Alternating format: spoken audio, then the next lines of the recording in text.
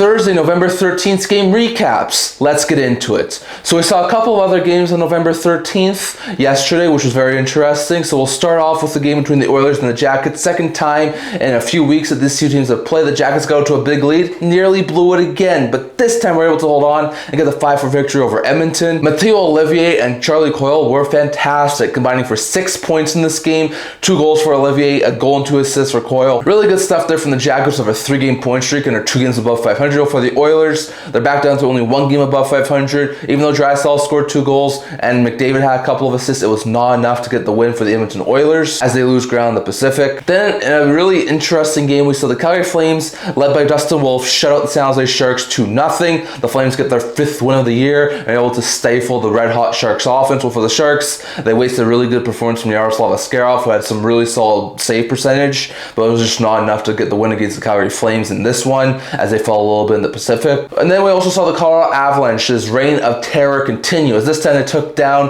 the hurting Buffalo Sabres 6-3. Sabres were at one point come from behind, down 2-0 I think, and 3-1 to somehow tie the game up, but the Avalanche would then just take off running, taking down the Sabres 6-3. Another beautiful night for Martin Necas, scoring 2 goals, 2 assists. 4-point night Necas was fantastical for the Sabres. A Thompson goal and an assist was not enough, as the Sabres have lost 5 straight 8 of 9 and are looking like the worst team in the Eastern Conference again this year. Then we saw Seattle Kraken pull another rabbit out of their magic hat. They scored 3 unanswered goals and took down the Winnipeg Jets 5-3. It's the second time this year the Seattle Kraken have beaten the Winnipeg Jets. The Kraken are up to an 8-4-5 record, which is absolutely absurd, and they remain a top 3 team in the Pacific. After a solid 3-point night from Vince Dunn and the Captain Jordan Eberle getting the game winner for the Seattle Kraken. For the Jets, Scheifele gets a couple of points, but it's just not enough to lock down the lead and get their 11th win of the season. And then in another very interesting upset matchup, we saw the New York Islanders come away with an impressive victory, 4-3 in overtime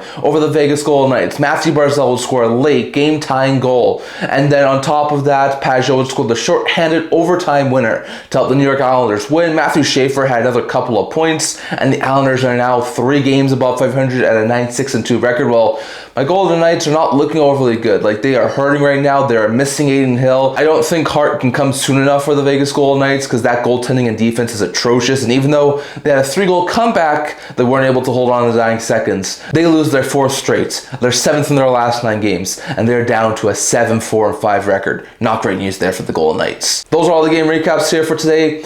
God bless y'all, and I'll see y'all in the next short.